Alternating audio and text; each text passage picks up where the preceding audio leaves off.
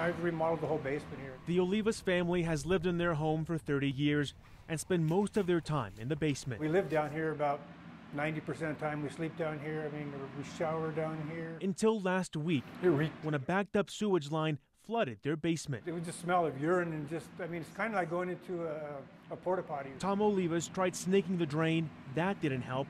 A plumber couldn't keep the urine from coming up either. Like going into a hot PortaPotty in the middle of summertime, you know. So Tom called Bancroft Clover Water District, and they worked on the sewage line. Here's kind of a video. Once they cleared the line, you can see water, the way that the drain is, the water's going back down into it. And they sent crews to clear out the basement. As they were picking up those 2 foot by 2 foot square panels, you can see just the urine run right out of it. But it wasn't only urine. Just raw sewage, urine and feces. You know, you see these things just start floating around. And they went into the closets here, underneath the wall, underneath the stairs, and into the laundry room.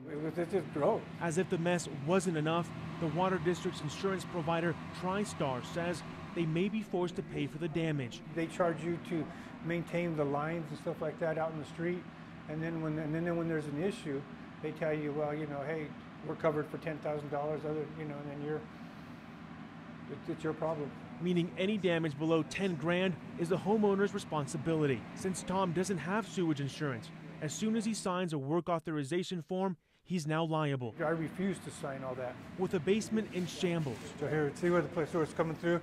Or you can, underneath the plastic, it's wet there. All Tom can do is get an estimate on the damage. If it passes the $10,000 cap, the water district may end up paying some of the cost. Ivan Rodriguez, Denver 7.